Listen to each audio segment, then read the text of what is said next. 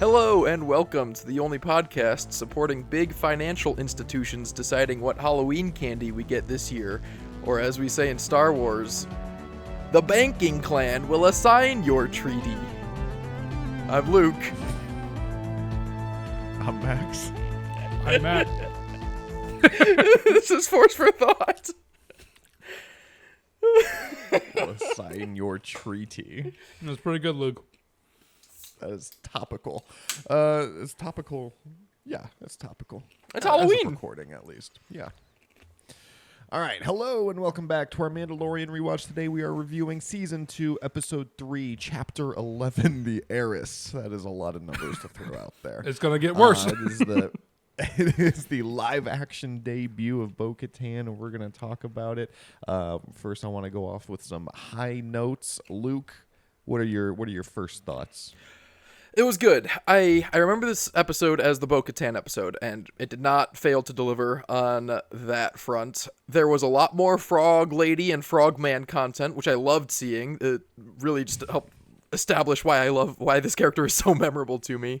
Yeah, all the action was great. The plot developed, however glacially the pace may be. We are moving towards something, and the action was super well done. I really liked it. We had Moff Gideon content, which is few and far between, but for having so little to do, I loved that sequence as well.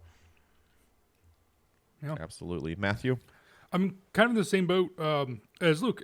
Frog Lady and Frog Man, we're fully on board now as a podcast, I think, in general. So I liked it. It was an emotional beat. I enjoyed that quite a bit. This episode, though, does feel... I also remember this as the Bo-Katan episode. Big surprise. I think everyone does. But it does feel a bit all over the place, where I'm like, oh, yeah, like, it's the ending of the last episode. Oh, yeah, there's these weird, like, squid pirates that are going to trade on Mando, which I'd say is my least favorite part, but then also that leads into Bo-Katan. But then also there's, like, the heist. And so it's... overall, I like it, but I feel like it's very scattered. And so I can this episode confuses me rewatching it, where I can't get a full hold on it, because in one regard, I think when we're watching it the first, maybe second time, even third time, it's exciting because Bo-Katan's first appearance in live action. Maxwell, how about you? Yeah, I don't know if I agree that it's scattered, but I see what you're saying, and I guess I don't really disagree with... Maybe it's fractured. I don't mean that necessarily even in a bad way. I didn't enjoy it, so as in that regard... You did so or I guess did not? It definitely... I did not. Sad. I enjoyed the episode. I I disagree with that. I enjoyed the episode. Oh, you're saying you do? Okay. Yes. Well, yeah, I enjoyed the episode. It didn't bother me. There were a couple things that bothered me, specifically with some of the acting and kind of line delivery that we'll get into. But it didn't really take away from the episode. I really like this episode a lot. I think this is probably one of my favorite episodes. It is one that I also remembered the best. So my reaction coming out of it was like, yeah, that was basically what I remember. Like, I liked it just as much as I thought that I would. Whereas the last episode, it was more of like a pleasant surprise because, it's been a while since I revisited that one. Yeah. But I like this episode quite a bit. I do think it's one of my favorites. I really like Bo-Katan. I know she gets a much more of a prominent part in the third season. Some people were complaining about that. Some people were like, oh, this is turning into the Bo-Katan show. But my opinion is, like, by the third season, I'm like, yeah, basically can be, because I feel like we're done with Din Djarin, and I'm really interested in this Mandalore storyline now, which we start to get to see in this episode and everything. So I liked it quite a bit. But getting into it then, so we kind of open up, like you said, Matt, carrying off from episode 2. The ship is in disarray, kind of floating through space, and he makes a crash landing onto Trask, which I thought was a really cool moment. I don't know why it felt like kind of a played out, like, oh, we're entering atmosphere too hot kind of trope. But then I was like, when have I seen this before already in Star Wars? And I really couldn't think of any examples other than Revenge of the Sith, when they were flying half of the Invisible Hand. But I really liked it. just because of the comedic beat at the very end when they're like about to land safely after all that, and then one engine just goes out and they just crash into the water. But also that's pretty terrifying. You know, it was a funny beat, but when you think about it, you're like, wow, if that had happened 2 minutes sooner, these people would have plummeted to their deaths. So, you know, important to keep perspective. Good thing Sully Sullenberger was flying the plane. Landed safely in the Hudson. I remember I was expecting not more of a role, but I guess more of a reaction to fisherman Mon Cal guy in the fisherman's sweater, because I remember that being pretty heavily memed, just his hands on the hips, not taking anyone's shit. I remember that was a popular meme for a while, and I was excited to see him again, but I mean, I wasn't disappointed when he didn't do anything, because he's a side character is aspirational for what this man is. Like, he's just there a little bit, but nice sweater. This intro I was scene. about to point out the sweater. That was all the memes that I saw about him was with the sweater, because he's just wearing a normal Cable what's knit his style sweater. of sweater called cable knit.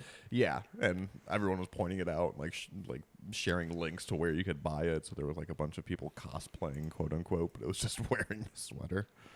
This intro scene looks expensive and it feels grandiose as well. Like, I love with the water dripping off of the Razor Crest when they do land. It looks amazing, Yeah. I think. I also like Dropping it in the guy- water is a big like visually big scene, and then pulling it out of the water is equally big. And we definitely Yeah. could have done without one of those. And I was surprised to see both in a what some people would call lower budget series that you sometimes feel the lack of effects. And It's the same scene, just reverse. Like, well, we spent money on this. No, I mean, it really does. I also love the him like mumbling to himself. He's like, "I'll see if it can even hold fuel." I think that was some funny lines too from him. It was. There were some funny lines, and I was glad also that we got to see it, if for nothing else, that we got to see the crane. That's like an AT-AT walker. It's a crane. I was like, that makes total sense that they would have that in this universe. The Mon Cala wharf guy, he was like the first example of like something that just kind of stood out to me. And it was with a lot of the characters. It was with him, and it was with a couple other Mon Cala and Quarren characters, where it just felt like some of the voice acting was a little over the top. Like, it felt a little too hammy, like they didn't know that it was live action. And Yeah, I can see that actually. it might be a nitpick, just because I've seen this episode multiple times, so I've kind of, already gone over it in my head with a fine-tooth comb. But every time I hear them, I'm always like, man, why doesn't that sound...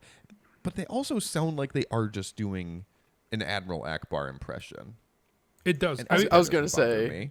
So it's pretty similar to Admiral Yeah. Akbar and It Admiral is. Radis or General Radis. maybe it's a personal thing. It's my issue. it There's leans something I'm trying to get a over. little bit into Newt Gunray as well, here and there. I like look up a couple times. and be like, Japanese. yeah, a little bit. A little I bit. didn't hear that. All The- right, so then we loud. move on. We already talked about the Frog People reunion. Is there anything else that we want to talk about the Frog People other than they got their happy ending? 10 out of 10. Can't believe Yeah, that They- it was not on Whenever they board with hug, they kiss on the lips later. It's so cute. Such an endearing couple. I love watching them. this. I hear a Halloween Frog Man costume. looks just as good as Frog Lady. I praised a lot of the visuals of the last episode, and it definitely carried over into this episode too. Yeesh. The show looks beautiful. It does not look low budget at all. Including with the characters. Like, I think the Quarren in particular looked really good. And then that leads us into the next scene that we got, which is the Quarren in the cantina. So he goes into this cantina looking for information, because I suppose if you're in Star Wars, where else are you going to go for it? He also runs needed into this soup. Quarren. No, he did not need soup. He specifically asked not for soup. Gro- and they gave it Grogu to him needed anyway. soup. Grogu was hungry. He couldn't. The Quarren identified that. He paid him for information and made it very clear that he didn't need soup. He needed Grogu to get soup. He's a good father. And then that was when the Quarren misled him to another Quarren, who basically said, "Yeah, I can show you where they are." And then he lures him onto his boat just to... Briefly, this is an interesting... soup Sorry, go delivery system with the tubes just in the Oh, soup yes. shop. Loved I that. love that. Yep. Revolutionary for serving soup. Yeah, we should do that like on Earth here. Yeah, I As thought the someone same who can thing. eat soup year round, I would be totally open with opening up a soup shop. We're back I in soup agree. season, boys. We are. All right, but then that brings me to the Manicore scene. Mamacore? Manicore? Couldn't tell you. Now to go back But to let's soup talk real high quick. level. Two M's. Let's but- talk high level about it, though. Boat. How do we feel about boat? I don't have any problem with boat. Is this first Boat boat Catan? in It's Star silly Wars? that they exist at all. Not. I don't want to go. Neckbeard sequel hater. Like, oh, why do they have tread speeders in Episode 9? Because they have repulsor lifts. But boat seems particularly antiquated over treads or walkers. Right? Like, it doesn't bother me, and I'm really struggling to think of other boats. There's the one in The Last Jedi that then turns into a speeder when it goes over a waterfall, but I do think this is first boat we get in Star Wars. Interesting. I can't Rey think of takes a another one, I skim guess. speeder across on Kefbur as well in Episode 9, but that was kind of I don't even know if that was a boat, and that was a particularly dire circumstance. There's got to be boats in the animated shows, right? Is there not? I've seen the animated shows as well. I'm trying to think. Star Wars Resistance would be your best bet because it takes place the first season on Adelon. No, Is there not a boat in Bad Batch? Castellon. This there is a boat before in Bad Batch? anyway. It is, but I would like yeah. to They bring do to it have my. I boats would on like to bring forth any Pablo. boats. Yes, that's what Yeah, I'm boats thinking. on Poplu. But I don't know why this doesn't bother me so much. I mean, we have cars, helicopters, and planes in the real world, and we still have boats.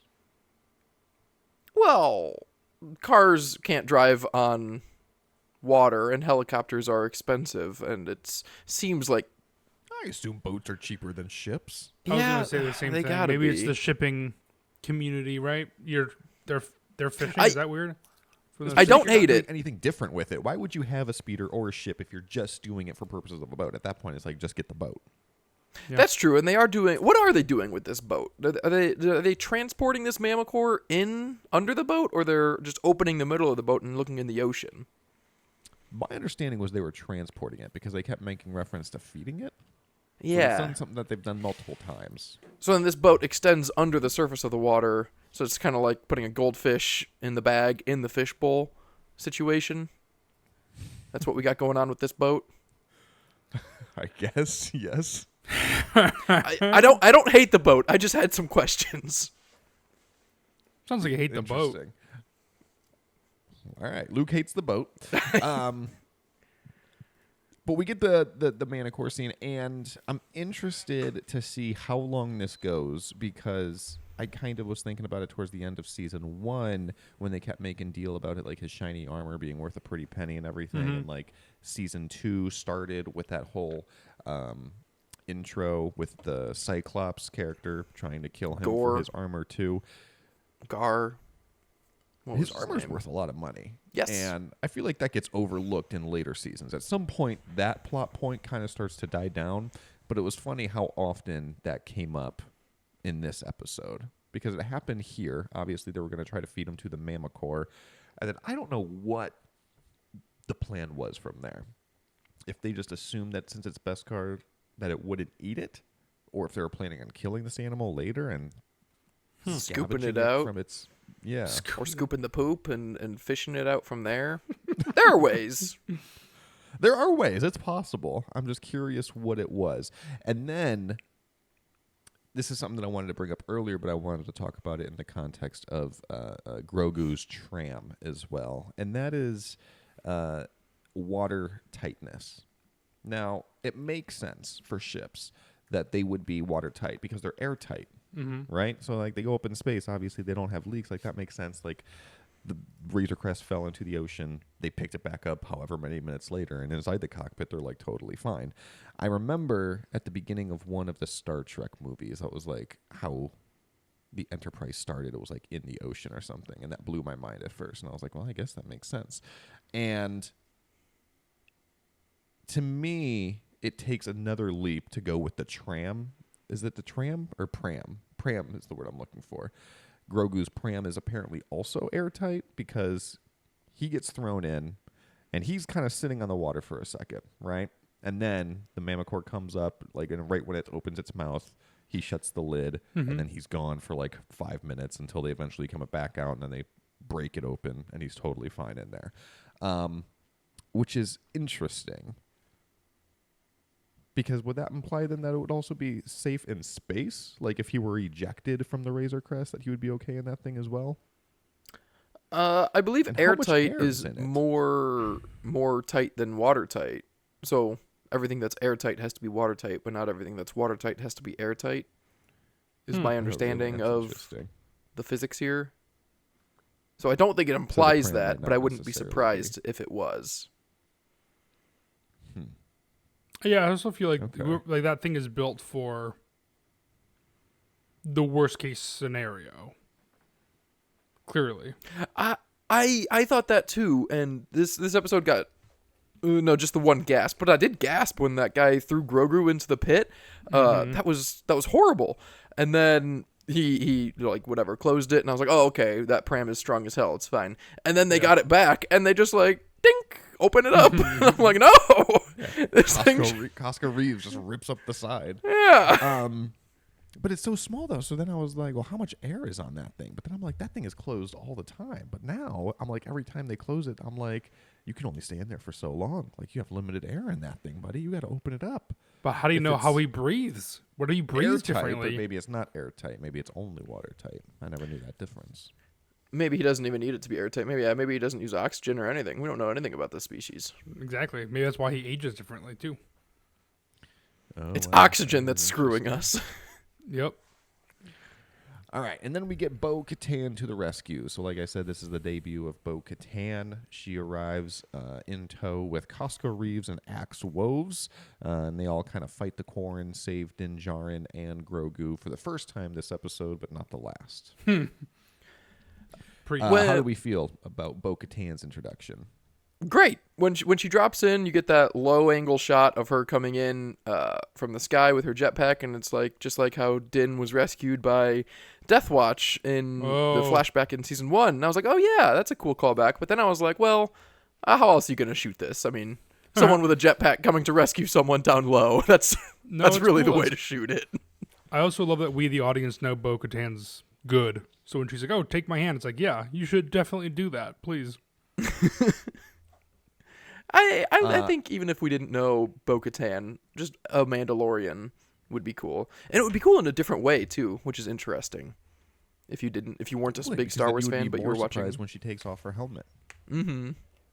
That's true. And then she does take off her helmet, right? And then he has that whole thing about how, like, oh, you guys aren't true Mandalorians, and they realize that he's a member of the Watch, which is cool. I think this is the first time that we hear them refer to it as the Watch, right? Because they don't refer to themselves as the Watch. And out of that's true. universe, we know that they're descendants of Death Watch. Is it too much to say that they are Death Watch? I think so. They descend from Death Watch, so they're the children of the Watch.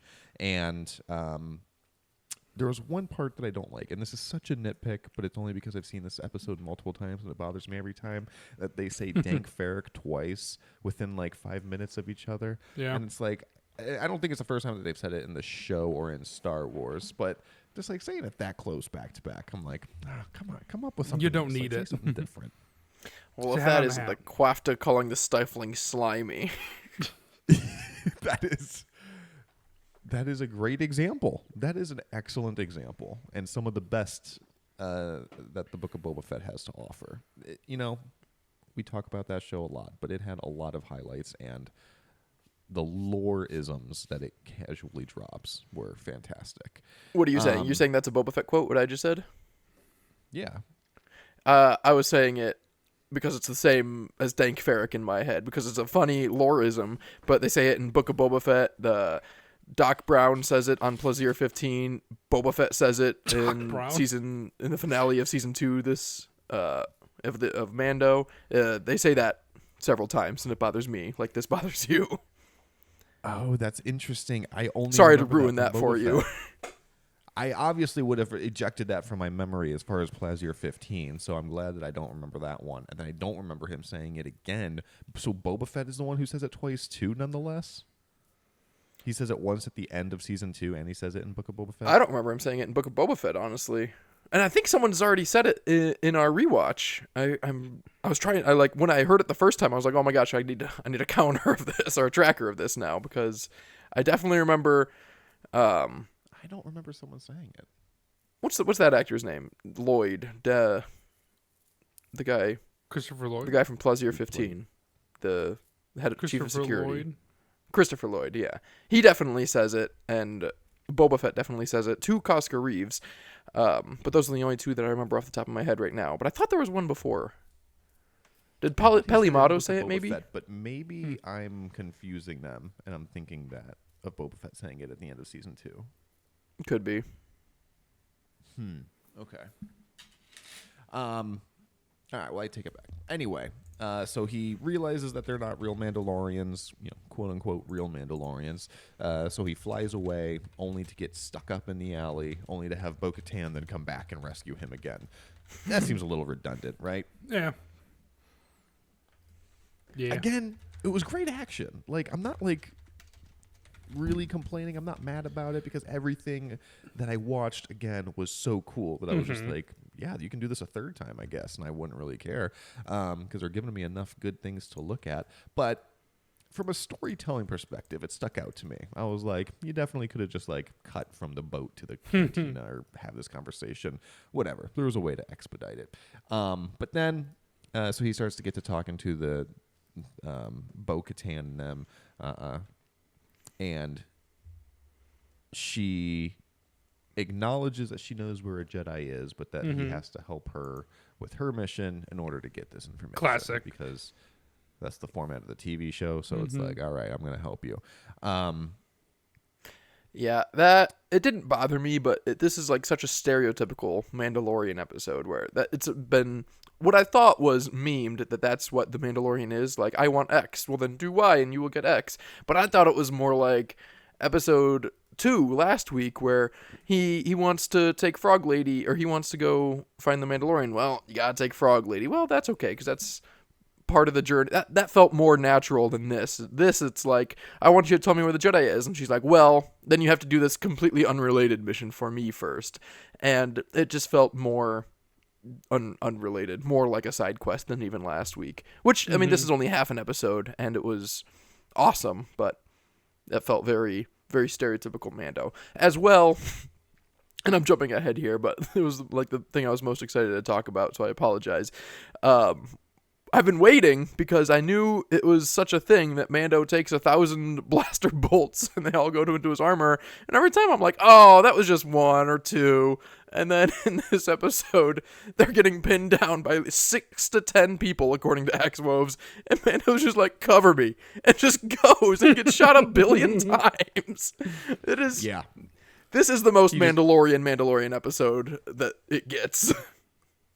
That's true. And we're kind of jumping ahead, but I do want to talk about it because I have notes on that too, because he says that, and I thought the exact same thing, because they even make a big point about saying they not only is there multiple of them, but they also have heavy repeating blasters. So it's not even like your standard E11s that we're talking about here. And yeah, he just says, cover me. And then he just runs out there, tanks a bunch, and then chucks some grenades. And I'm like, surely you could have just thrown that a little bit harder from farther away. You did not need to go out there this far just to throw something. Because the way it's filmed, at least, the hallway does not look that small. And these thermal detonators, I mean, that is the size of a baseball. I mean, it is made to be perfect for throwing. I'm sure it's the right size and weight. Calling this a very stereotypical Mandalorian episode, I think, is a very good description of it in a lot of ways. It is a very stereotypical Mandalorian episode with above-average action and above-average characters. Yeah. Because every episode has some sort of guest character, right? And obviously, Bo-Katan's great, so that's it's probably got that why built-in I like this episode so much. Nostalgic factor a bit. I mean, nostalgic isn't good, but it's got the built-in excitement, right? You're just like, oh, it's Bo-Katan. We get this weird guy named Axe Woves now, which still does not flow off the tongue for me. Woves. I'm getting lost in the weeds here, thinking of this as an average guest character episode. For the series, that's probably true, but for the season, I don't think it is. As much as I love Bo-Katan, I prefer Frog Lady and Cobb Vanth and the second Miggs Mayfield episode and Luke Skywalker, obviously, and Boba Fett. And so this is by far, this is like almost my least favorite guest episode. And Ahsoka. I don't think I said Ahsoka. I agree with most of those, but Luke. only because season 2 is so Stacked. If you include banger season after 1. banger. But I almost don't want to because season 2 is just blowing me away. Like I thought I liked seasons 1, 2, and 3 about the same. I seem to like season 2 a lot more. It feels like I'm jumping ahead, but I'm really not, because most of the episode that we still have to talk about is just the action on the cruiser, and I don't know how much you guys have to say, but I will say It was all cool. looking ahead, I think this is where, like, the only time in the season that's going to feel like it's taking a hard left, because obviously he got the information from Bo-Katan about Ahsoka Tano. She's on the planet Corvus, and I'm like, hell yeah, we're going to Corvus. The next episode is Ahsoka Tano. And then I look ahead, and I'm like, oh no, the next episode isn't Ahsoka Tano. The next episode is the episode that no one ever remembers from this season. So it's going to be very jarring next week when we watch that episode, and we're like, why are we doing this? Go see Ahsoka. I know. Go to the is- siege. Give the people what they want. I'm not suggesting we skip it, but this is definitely the least excited I've been for the next week. I had the exact same experience. Like, I saw Disney told me autoplay next episode, The Siege, and I was like, no, Disney, it's called The Jedi. I remember. And then I went and looked, and I was like, oh, jeez. Oh, Like, how are jeez. we gonna get there? And I feel like Luke, you have this same joke about Lupita Nyong'o as Maz Kanata, but I feel like they definitely just signed all these actors to contracts, and they were like, we don't have anything for them in season 2, so we're like, all right, just put them in this episode. We'll get there somehow. And Carl Weathers shows up for work, and everyone just looks at him like, oh, Carl, welcome back. They were like, yes, you were one of the big names we got for this show. You directed your episode, didn't you? Because we did not allocate the manpower. That's so funny. That's exactly what happened, I feel like.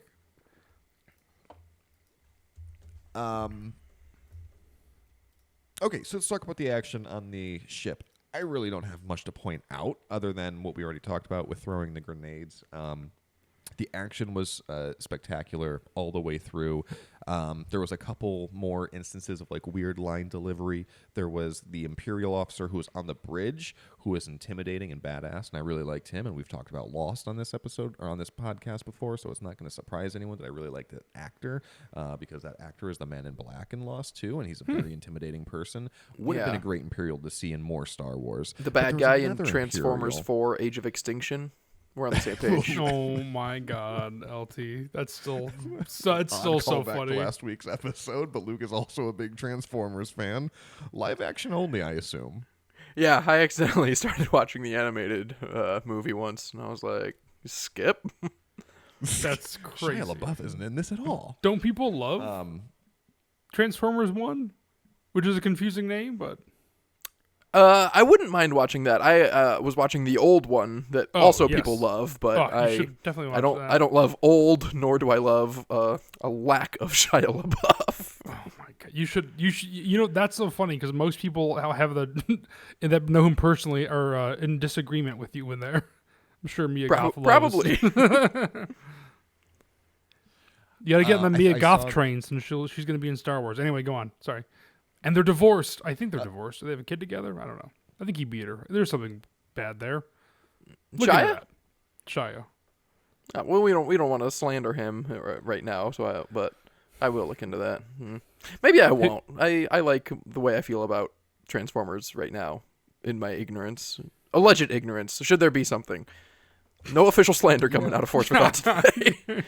Sorry, Max. Go on. I will say this just because it comes up as a topic a lot on this podcast that, things that are older tend to be better, and it's not always true. Not necessarily true in the world of Transformers, but I don't know enough to talk about it. And it's not true in the world of Jaws because everyone loves Jaws. And then I just realized that they made one in 3D, and it was awesome. Way better than the original. It's not there's gonna a whole get other me. dimension. It's not gonna get me. Does With it, that does being it said, feature? They're coming right at you. As Are there a enough kid, people I sitting around on a loved boat Jaws worried 3. about a shark coming? Because that's No. my favorite part of a movie about sharks. You get Dennis Quaid running around the theme park. Which Dennis is unfortunate Quaid's in for the you. third one? Yes, which is unfortunate for you, Luke, since you don't like theme parks. I like theme parks. Oh, I don't love theme park. I still, even though we've talked about it several times, think amusement park when you say theme park. I much prefer amusement parks. That's crazy. There's no Star Wars there. But anyways, that was a weird long side track. There Have was you listened to another this podcast Imperial before? on the ship, and he's sitting there intimidating, and he's like, "All right, we need to hold them back until we jump to light speed or whatever." And then they start to break through, and then he immediately turns and he's like, "Close the door, just close the door, close the door." Like he says it so weird, like he's not like panicked or like yelling. He's just like whisper shouting it. Like I don't know how to explain it, but Yeah. he was just like, "Close the door," and it's like, dude, this isn't a secret. Like, why are you like saying it like this? Did you guys remember that part at all? Yeah, and there was another part this just another similar where weird the guy nitpick of does mine? close the door and he like fumbles it and his line delivery. It's not like bad acting, but it's like weird tone for the situation that you're in. Like he thinks it's not as serious as it is. I didn't dislike it, but it was different. But it did stick out to you. Yeah. You see, and that's fair because there is a difference, right? Like some things do stick out and it's not necessarily bad. But for me, it's like whenever something just like immediately takes me out of a situation, I just kind of like assume that something went wrong there. Like, oh, that must have been bad acting or directing or writing or something. But that was definitely one moment where I was just like, why is he talking like this? Like it was a weird situation.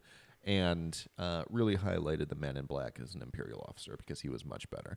And then we also get that little bit of Moff Gideon appearance as well, where they drop the "Long live the Empire" line. I think that's the first time we hear that in Mandalorian, right? Did they say it already? No, I don't think so, but that didn't jump out at me. I thought this was pretty clearly a "Long live the Empire" kind of guy. No, it didn't surprise me at all either. I'm pointing out that was the first time we heard it. I like Canonically, we heard it. And then they eventually break through. He turns on the other drivers, the Man in Black Imperial officer, and starts nosediving into the planet, which is pretty badass. Because Moff Gideon was like, you know what needs to be done. So clearly they had this plan at some point because he says, are these the same pirates who, hijacked our other ships or whatever? And he said, we think so. And he's like, you know what needs to be done. So there was some sort of meeting where they were like, listen, these people are unstoppable. These stormtroopers are too incompetent. They can't do anything. If you guys get these people, trap them, and just tank them into the planet, it's the best shot that we got.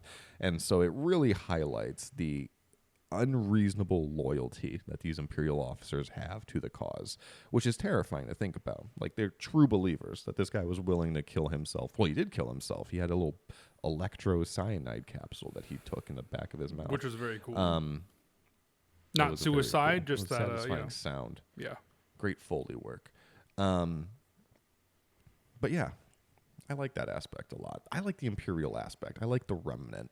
I don't like so much some of the other stuff that we get into with, pirates or monsters. I like the remnants. I agree. And if we weren't just about to see Ahsoka Tano, I would be all on board for just dropping Din and Grogu like a sack of potatoes and following Bo-Katan with this quest to find the Darksaber and fight Moff Gideon.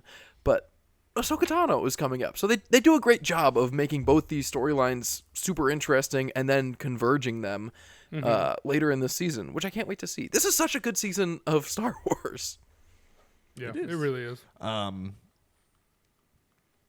And then we get the information about Ahsoka Tano, that she is on Corvus. We talked about that already.